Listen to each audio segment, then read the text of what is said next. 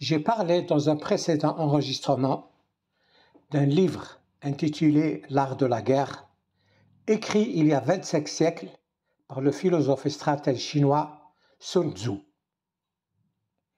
Les idées qu'il contient démontrent leur validité jusqu'à de nos jours. Une de ces idées est celle-ci. La meilleure victoire n'est pas celle qu'on obtient après une glorieuse bataille, mais celle qu'on obtient sans avoir engagé de bataille. C'est ce qu'est en train de réussir justement Donald Trump, avant même de devenir président effectif des États-Unis le 20 janvier prochain. Premièrement, il vient de gagner la guerre d'Ukraine et de l'offrir sur un plateau d'argent à Poutine qui, en 3 ans, a perdu 700 000 hommes et 3 500 chars sans la gagner. Le président ukrainien Zelensky a accepté finalement de signer un cessez-le-feu pourvu que Trump lui garantisse qu'il gardera ce qu'il lui reste de l'Ukraine aujourd'hui. Il a, en quelque sorte, suivi la sagesse du proverbe algérien qui dit « Hakda ou l'akthar », façon de dire « il faut arrêter les frais ».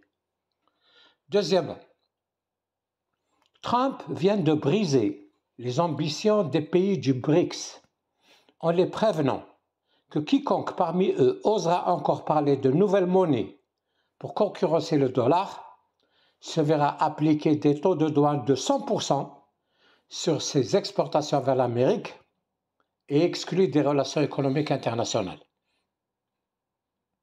Tout le monde sait que le Trump de 2025 sera plus dur et plus imprévisible que le Trump de 2021, car il est revenu accompagné d'un homme qui rappelle un personnage légendaire, le savant Faust, qui a vendu son âme au diable pour accéder au savoir absolu et au pouvoir quasi divin.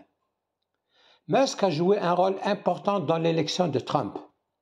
Il est l'homme le plus riche du monde, un génie inventeur de technologie et aussi un assoiffé de conquête spatiale qui rêve de coloniser Mars pour la rendre habitable.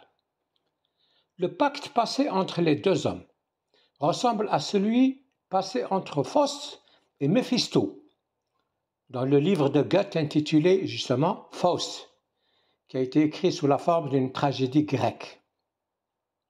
Le président Trump, avec sa philosophie de favoriser les seuls intérêts de l'Amérique au détriment du reste du monde, va achever de détruire ce qui reste de l'ordre international fondé en 1945 sur l'ONU et le droit international.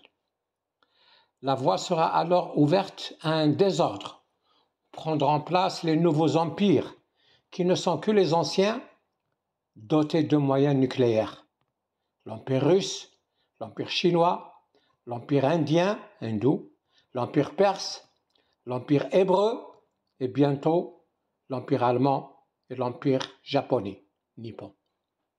Il n'y aura plus de droit international ni personne pour les réguler, et ces empires finiront fatalement par se détruire mutuellement. Un tel monde ne durera pas plus de quelques décennies avant de voir l'humanité disparaître avec lui, laissant vide derrière elle l'unique planète du système solaire où une curieuse espèce, l'espèce humaine, était parvenue, après plusieurs millénaires d'existence, à acquérir des pouvoirs créatifs avec lesquels elle s'est stupidement suicidée. En ce qui nous concerne, Algériens, Maghrébins, attendons de connaître les décisions de Trump sur un dossier qui nous intéresse directement, celui du Sahara occidental.